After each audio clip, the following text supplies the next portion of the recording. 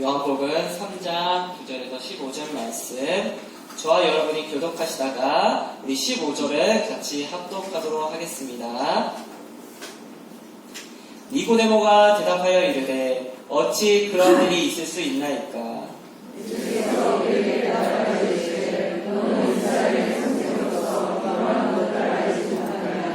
진실로 진실로 내게 이르노니 우리는 아는 것을 말하고 본 것을 증언하노라. 그러나 너희가 우리의 증언을 받지 아니하는도다. 내가 남의 일을 말하여도 너희가 믿지 아니하거든. 하물며 하늘의 일을 말하면 어떻게 믿느냐. 하늘에서 내려온 자 곧 인자 위에는 하늘에 올라간 자가 없느니라. 누구가 하늘에서 뱀을 둔 것 같이 인자도 들려야 하리니. 다 같이 하시겠습니다. 이는 그를 믿는 자마다 영생을 얻게 하려 하심이니라. 아멘. 지금 이 시간에는 이정화 담임 목사님 나오셔서 인자의 들림이라는 말씀의 제목으로 말씀 증거하실 때 많은 은혜 받으시길 바라겠습니다. 교회 소식 한 가지 보충하도록 하겠습니다. 우리 광고 했듯이 다음 주 주일날 3부 예배 때 종교 개혁주일 특강이 있습니다. 원래는 1부, 2부 때 성도들이 다 참석할 때 들으면 좋은데 다시 특강을 설교로 대체하기에는 좀 그렇고 또 제가 주일 강단을 비우는 게 사실 쉽게 스스로에게도 허락되지 않는 일이고 해서 3부로 부득이하게 일정을 잡았습니다. 그래서 사실 우리가 종교개혁주일날 의미 모르고 지나갈 때도 많고 굉장히 중요한 날인데요.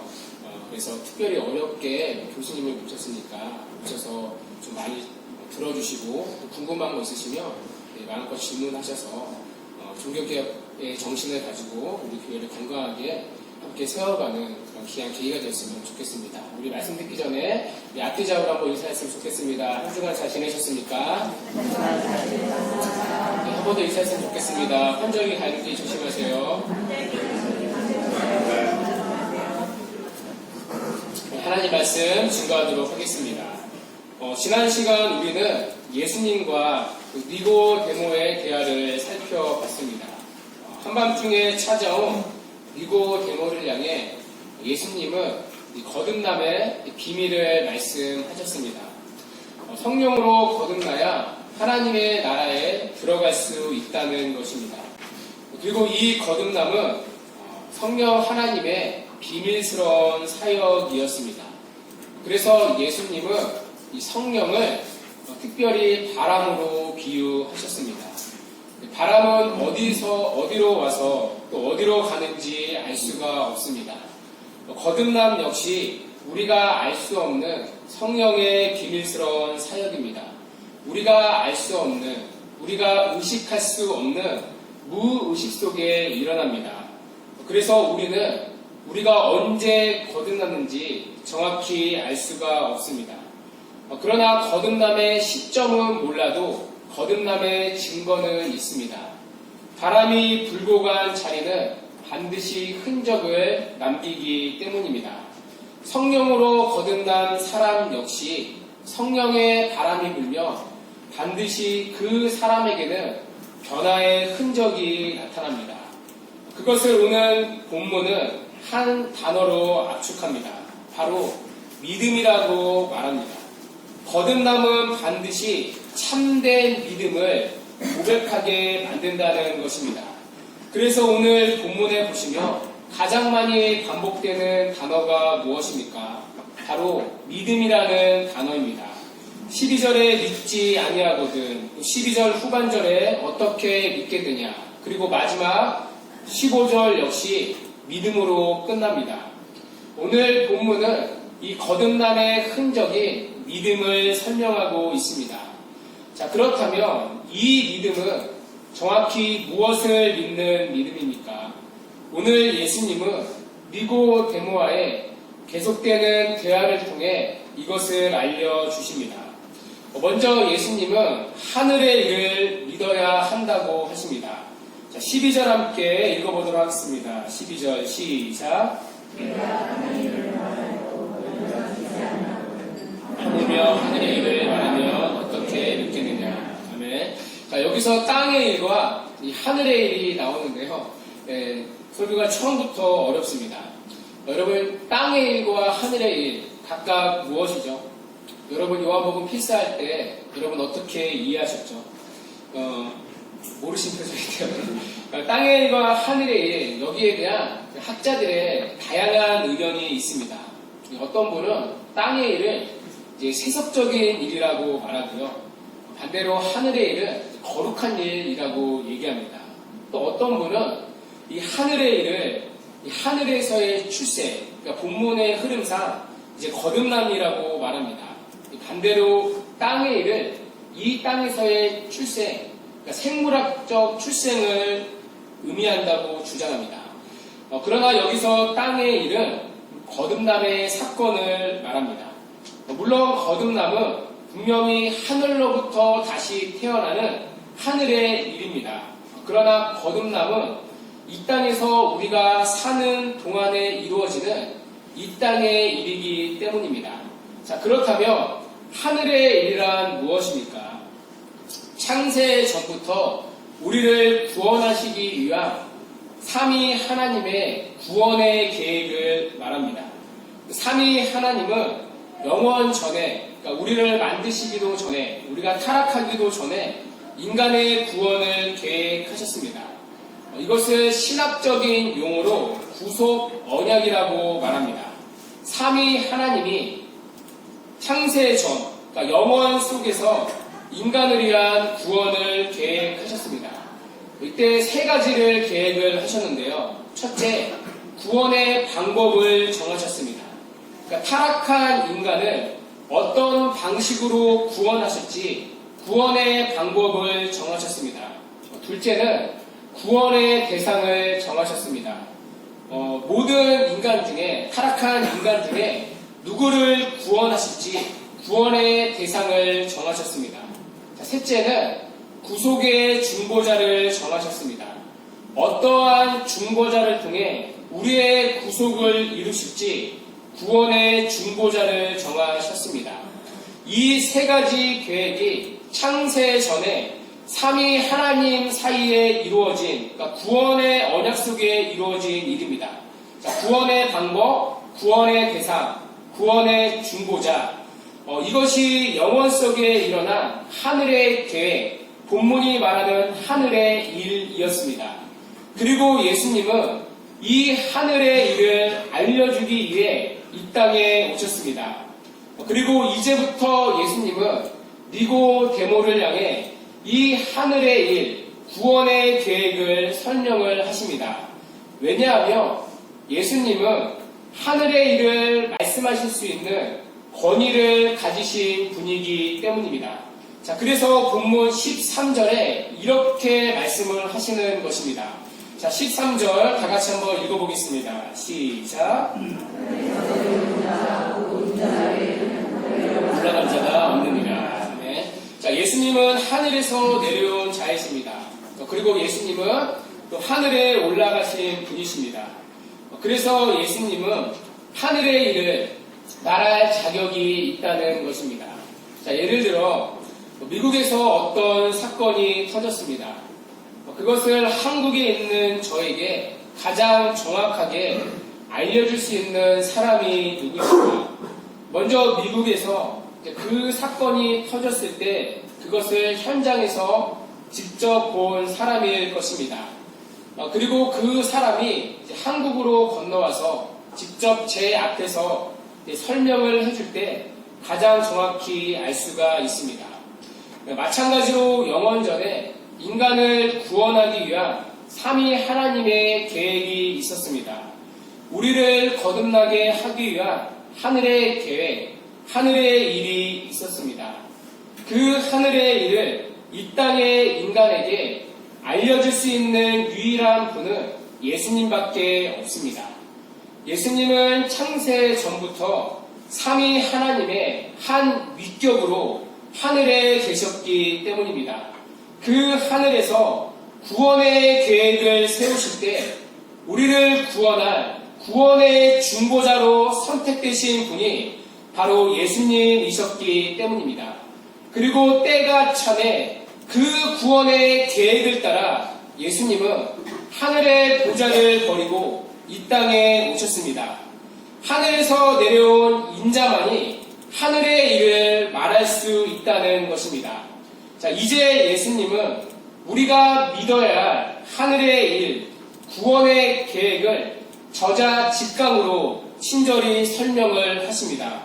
자, 그것이 바로 이제 본문 14절의 내용인데요. 우리 14절 함께 읽어보도록 하겠습니다. 시작. 우리가 권에서 우리를 것같이 드려야 하니. 아멘. 여러분, 이 장면은 너무나 잘 아는 장면이죠. 구약의 민수기 21장에 나오는 이제 녹뱀 사건을 배경으로 하고 있습니다. 오늘 예수님은 구약의 사건을 인용해서 우리에게 생생한 하늘의 일을 설명을 하십니다. 사실 구약의 여러 장면이 하늘의 계획, 구원의 계획을 언급하고 있습니다. 그런데 예수님은 그 수많은 말씀 중에 특별히 민수기 21장을 예로 들어 설명을 하십니다. 출애굽한 이스라엘 백성들은 오랜 세월 동안 이 광야를 지났죠. 그럼에도 그들은 아무것도 없는 광야에서 굶거나 목마르지 않았습니다. 하나님께서 만나와 메추라기를 통해 그들을 날마다 먹이셨기 때문입니다. 물이 없어 목이 마를 때는 반석에서 물이 나게 하셨습니다. 그러나 우리가 다 알다시피 이들은 조금만 힘들어도 거침없이 하나님 앞에 원망과 불평을 쏟아내었습니다. 그 원망의 소리가 어느 날은 하늘을 찌를 듯 했습니다.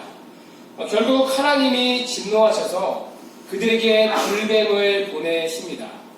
불뱀은 이 광야에서 서식하는 이 맹독성의 뱀이었는데요. 너무나 그 독이 강해서 한번 물리면 이 순식간에 독이 퍼지고 온몸에 뜨거운 열이 오르다가 이 고통스럽게 죽었습니다. 그래서 그들은 이 뱀을 불뱀이라 불렀습니다. 하나님은 불뱀을 보내어 그들을 물어 죽이게 하셨습니다. 그러자 백성들이 모세를 찾아가 도움을 구했습니다. 뱀이 떠나도록 하나님께 기도를 해달라는 요청이었습니다. 하나님께서는 모세의 기도를 들으시고 한 가지 구원의 기회, 처방책을 제시해 주십니다. 노스로 뱀을 만들어서 장대 위에 달라는 것입니다. 그 장대 위에 달린 녹뱀을 쳐다보는 자는 죽지 않고 구원을 받았습니다. 자, 그런데요, 여러분, 왜 하필 녹뱀을 매달도록 하셨습니까? 지금 이들은 불뱀에 물려 죽어가고 있었습니다. 자, 그렇다면 불뱀을 잡아 매다는 것이 훨씬 더 상징적인 의미가 있지 않습니까? 왜 하필 녹뱀을 매달게 하셨습니까? 구약에서 놋은 하나님의 심판을 상징하기 때문입니다. 이 뱀은 하나님의 심판을 받은 뱀이라는 의미입니다. 하나님의 심판을 대신 받은 녹뱀을 바라보는 자는 죽음에서 건짐을 받았습니다. 그리고 이 녹뱀은 십자가에 달리신 예수 그리스도를 예표합니다. 십자가에서 예수님이 우리를 대신해 하나님의 심판을 받으셨기 때문입니다. 우리가 치를 죄의 값을 십자가에서 남김없이 모두 다 치르셨기 때문입니다. 그래서 본문 14절은 장대 위에 달린 녹뱀을 십자가에 달린 예수님과 연결시키고 있습니다. 장대 위에 매달린 녹뱀을 보며 구원을 받았듯이 십자가에 달린 예수를 믿는 자는 반드시 구원을 받는다는 것입니다.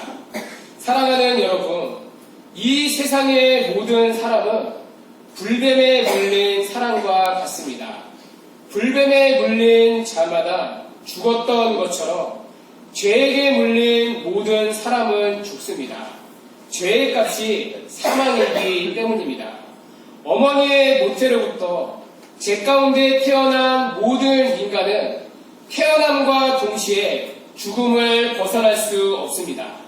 오늘도 죽음의 지배 아래 죽음에 물려 죽음의 종노릇하며 죽음의 공포에 끌려 다닙니다. 문제는 육체의 죽음으로 끝난 것이 아니라 육체의 죽음 뒤에 죄로 인한 영원한 하나님의 심판, 영원한 죽음의 형벌이 그때부터 영원토록 시작이 됩니다. 그러나 궁혈에 풍성하신 하나님이 죄에 물려 죽어가는 우리를 살리기 위한 구원의 길을 여셨습니다. 십자가에 달린 예수 그리스도를 누구든지 믿기만 하며 죽음으로부터 구원을 받는다는 것입니다. 그래서 15절은 이렇게 말합니다. 이는 그를 믿는 자마다 영생을 얻게 하려 하심이라. 이것이 바로 우리가 믿어야 할 예수님이 말씀하신 하늘의 일입니다. 우리를 구원하기 위해 창세 전에 삼위 하나님이 계획하신 우리가 믿어야 할 하늘의 일입니다. 우리의 어떤 공로나 행위가 아닌 오직 십자가에 달린 예수를 믿기만 하며 그 예수를 믿을 때 영원한 생명, 죽음으로부터 구원을 받을 수 있다는 것입니다. 자, 그런데요, 여기서 우리가 주목해야 할 단어가 하나 있습니다. 여러분 14절을 한번 보십시오. 14절에서 계속해서 반복되는 단어가 무엇입니까? 들리다라는 단어입니다. 자, 그런데요, 여러분, 원래 들리다와 달리다 이 둘 중에 어느 것이 우리에게 훨씬 더 익숙한 표현입니까? 십자가에 달리다, 이것이 훨씬 더 익숙하지 않습니까? 오늘 본문의 오리지널 현정이 민수기 21장이었습니다. 민수기 역시 놋뱀을 달린 것으로 표현합니다. 놋뱀을 만들어 장대 위에 매달라고 하십니다. 오리지널 버전은 달리다가 맞습니다. 자, 그런데 예수님은 들리다로 고쳐서 표현을 하십니다. 십자가도 마찬가지죠. 십자가 역시 달리다가 더 익숙하지 않습니까? 갈라디아서 3장 13절은 이렇게 말씀합니다. 나무에 달린 자마다 저주 아래에 있는 자라 하였습니다. 십자가 역시 달렸다라고 말합니다. 자, 그런데 예수님은 또다시 달렸다가 아닌 들리다로 표현합니다. 여러분 14절을 보십시오. 뭐라고 말씀합니까? 뱀을 든 것 같이 인자도 들려야 할인이라고 말합니다. 전부 다 달렸다가 아닌 들리는 것으로 표현합니다. 여러분 왜입니까? 여기서 들리다라는 말은 헬라어로 힙소데나이입니다. 이 단어는 이중적인 의미가 있습니다. 하나는 십자가의 죽음을 의미합니다. 또 하나는 영광을 얻다, 명예를 얻다, 높이 올리우다라는 뜻이 있습니다. 여러분 이해가 되십니까? 십자가의 죽음을 영광과 높아짐이라는 단어로 동시에 표현하고 있습니다. 그래서 일부의 신학자들은 들려야 하리라는 이 말씀이 십자가의 죽으심이 아닌 예수님의 승천을 의미한다고 말합니다. 왜냐하면 십자가의 죽으심의 사건은 그 자체로 결코 영광일 수 없기 때문입니다. 십자가의 죽으심의 사건은 그 자체로 높아짐과 영광과 명예와는 상관이 없기 때문입니다. 오히려 낮아지고 버려지는 고난의 사건이기 때문입니다. 그래서 일부의 학자들은 들려야 하리라, 이것이 하늘에 올리우시는 승천의 사건을 말한다고 했습니다. 그러나 이 단어는 분명 십자가의 죽음을 의미합니다. 그리고 동시에 분명 영광을 얻다, 명예를 얻다, 높이 올리우다라는 뜻이 있습니다. 여러분 무슨 얘기입니까? 십자가의 죽음이 고난이 아니라 수치가 아니라 하나님의 영광이라는 것입니다. 십자가에서 예수님이 달리신 사건은 예수님이 버려진 사건이 아니라 그 어떤 사건보다 높임과 영광을 받는 사건이었다는 것입니다. 그래서 요한은 십자가와 고난을 연결시키지 않습니다. 이것이 여러분 다른 공간복음과 다른 요한복음만이 가지는 또 다른 독특한 매력입니다. 다른 세 개의 복음서에는 십자가를 전부 다 고난과 연결을 시킵니다. 마태, 마가, 누가복음은 예수님의 십자가를 언급할 때 언제나 항상 이렇게 말합니다. 인자가 고난을 받을 때에 십자가의 죽음을 고난과 연결시킵니다. 그런데 여러분 이것 아십니까? 요한복음에는 고난이라는 단어가 등장하지 않는다는 것입니다. 눈 씻고 찾아봐도 십자가와 고난을 연결시키지 않습니다. 그래서 요한복음에는 공간복음에 있는 두 가지 기도가 없습니다. 한번 했던 적이 있는데요. 여러분 두 가지 기도 어떤 거였죠? 첫 번째, 겟세마네 동산에서 하신 그 절규의 기도가 없습니다. 아버지여 이 잔을 내게서 지나가게 하옵소서. 요한복음에는요 이 고난의 기도가 없습니다. 요한에게 십자가는 고난이 아니라 영광이기 때문입니다. 그래서 예수님이 이 십자가를 피할 필요가 없었다는 뜻입니다. 또 하나는 십자가에 달렸을 때 예수님이 하신 기도입니다. 나의 하나님, 나의 하나님, 어찌하여 나를 버리시나이까? 요한복음에는 이 기도가 나오지 않습니다. 요한에게 십자가는 하나님이 버리시는 사건이 아니라 하나님의 영광이 가장 찬란하게 나타나는 사건이었기 때문입니다. 그래서 요한복음은 십자가를 전부 다 영광으로 표현합니다. 요한복음 12장 27절에서 28절은 이렇게 말합니다. 내가 이를 위하여 이때에 왔나이다. 아버지여 아버지의 이름을 영광스럽게 하옵소서. 자, 여러분 요한복음에서 말하는 이때는 언제를 말합니까? 우리가 가나의 혼인잔치 때 살펴봤죠. 이때는 예수님이 십자가에 달려 죽으실 때를 의미합니다. 그때 하나님의 이름이 영광을 받으신다는 것입니다. 예수님이 십자가에 달리신 그 절망과 저주의 순간이 하나님을 영화롭게 하고 예수님 자신도 영광을 받는 사건이었다는 것입니다. 여러분 이해가 되십니까? 웨스트민스터 소율리 문답은 인생의 제일 되는 목적이 하나님을 영화롭게 하는 하나님께 영광을 돌리는 삶이라고 가르칩니다. 그래서 그런지 교회 안에 제일 많이 고백되는 말 중에 하나가 하나님께 영광을 돌립니다라는 말입니다. 그러나 이 말의 뒤에는 세상적인 성공이 있습니다. 커다란 성공을 거둘 때, 시상식에서 상을 받을 때, 좋은 일이 있을 때 우리는 하나님께 영광을 돌립니다. 물론 감사한 마음을 공개적으로 표현하는 것은 너무나 귀하고 아름다운 고백입니다. 그러나 여러분, 우리 아들이 원하는 대학에 떨어졌을 때 하나님께 진심으로 영광을 돌리는 분 계십니까? 우리의 사업이 힘들 때 하나님께 영광을 돌립니다. 들어본 적 있습니까? 때로는 이겨낼 수 없는 질병에 걸렸을 때 진심으로 그 자리에서 하나님께 영광 돌리는 분 계십니까? 어느 순간 우리는 세상적인 복과 하나님의 영광을 동요로 쓰기 시작했습니다. 그러나 여러분, 우리가 세상에서 성공할 때 하나님이 영광을 받으십니까? 우리가 원하는 상황이 열리고 그래서 남들이 부러움을 살 때 하나님이 우리를 영광스럽게 하시는 것입니까? 그래서 우리는 그때만큼은 하나님께 영광을 돌려드리는 것입니까?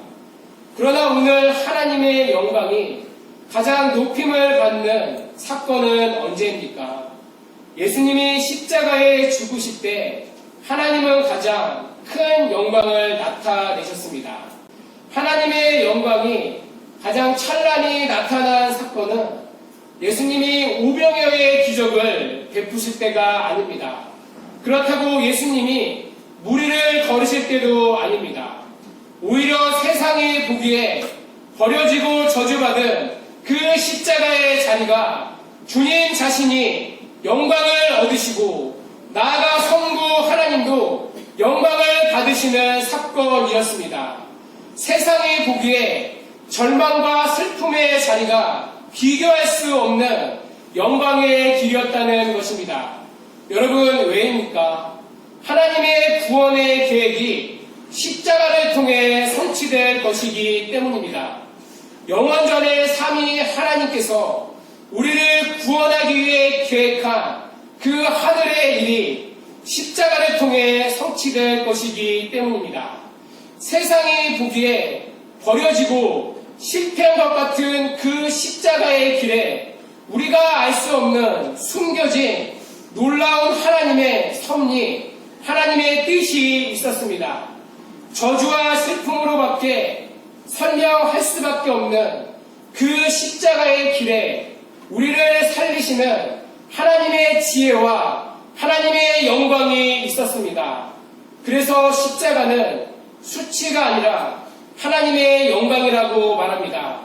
사랑하는 성도 여러분, 우리 역시 저마다 져야 할 십자가의 길이 있습니다.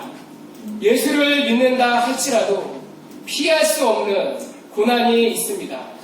저마다 인생을 살면서 우리는 때로는 지독한 영혼의 어두운 터널을 지날 때가 있습니다. 때로는 앞날에 대한 불안으로 인해 나는 어떻게 살아야 하나 밤잠을 설칠 때도 있을 것입니다. 때로는 도저히 이해되지 않는 삶의 문제로 인해 하나님 앞에 그 뜻을 묻기를 수없이 반복할 때도 있을 것입니다. 누군가는 정말 이렇게 살고 싶지 않았지만 이렇게밖에 살 수 없는 자신의 지난날의 모습을 보며 좌절감에 무너져 내리는 분들도 계실 것입니다. 그런 분들을 보며 목사로서 개인적으로 마음이 너무나 아픕니다. 그래서 때로는 여러분에게 희망찬 메시지를 전하고 싶을 때가 있습니다. 때로는 기도하며 모든 고난이 없어질 거라는 이런 인간적인 말을 하고 싶을 때도 있습니다. 하나님이 모든 기적을 베풀어 주실 것이라는, 우리가 믿고 기도하는 대로 다 응답될 것이라는 듣기 편한 소리를 그냥 딱 눈 한 번 감고 강단에서 하고 싶을 때도 있습니다. 이렇게 해서라도 여러분의 기분이 좀 일시적이라도 나아질 수만 있다며, 그래서 잠깐만이라도 여러분의 고난을 잊어버릴 수만 있다며 복음과 상관없이 희망찬 얘기를 하고 싶을 때도 있습니다. 삶이 너무나 고되고 눈물을 흘리는 분들을 볼 때 저 또한 함께 아프기 때문입니다. 그리고 저 또한 누구보다 그런 여러분이 잘 되었으면 하는 간절한 마음이 있기 때문입니다. 그러나 여러분을 축복해서 그렇게라도 될 수만 있다면 좋겠지만 우리에게 주어진 생명의 삶은 그런 삶이 아니기에 거기에 우리의 영광과 승리가 있지 않음을 너무나 분명히 알기에 하나님을 의지하며 복음이 약속한 참된 생명과 예수님이 걸으신 그 고난의 믿음의 길을 설교하는 것입니다. 너무나 짧은 연륜의 신앙생활을 했지만 복음이 약속한 그 생명의 길이 너무도 틀림없는 다른 길이기에 너무나 분명한 생명과 영광의 길이라는 확실히 있기에 오늘도 하나님을 의지하며 그 좁은 길을 걸으라며 말씀을 전합니다. 그리고 숙연하게 이 말씀 앞에 진실하고자 하는 여러분의 모습을 보며 한없이 고마움을 느낍니다. 때로는 희망찬 얘기를 해도 턱없이 누군가에겐 부족한데 어떻게든 하나님을 붙들고 살아가려 애쓰는 여러분의 모습을 보며 한편으로 미안하고 한편으로 너무나 감사한 마음을 가집니다.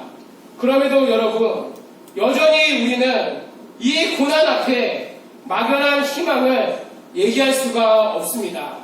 앞으로도 누군가는, 아니 우리의 상황은 쉽게 나아지지 않을 수도 있습니다.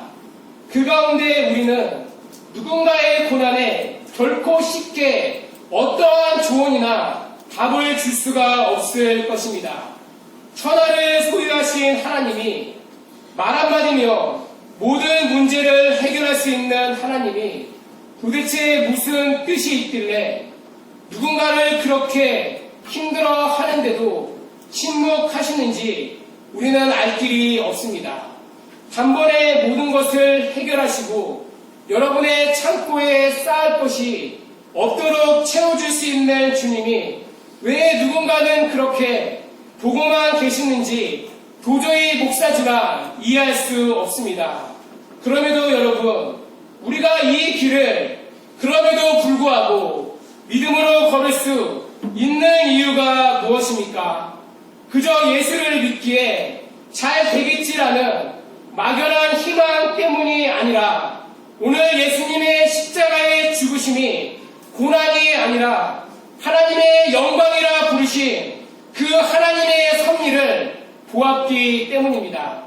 그때는 이해할 수 없었지만 예수님의 십자가 그 고난의 길에 하나님의 뜻이 있었듯이 당장은 이해할 수 없는 그 고난의 길에 언젠가 우리가 알 수 있는 하나님의 뜻이 있음을 우리는 분명히 믿기 때문입니다. 십자가에 죽기까지 우리를 사랑하신 선하신 아버지 하나님께서 나로 하여금 그 고난의 길을 가게 하셨다면 우리는 이 고난도 영광 때문임을 믿기 때문입니다.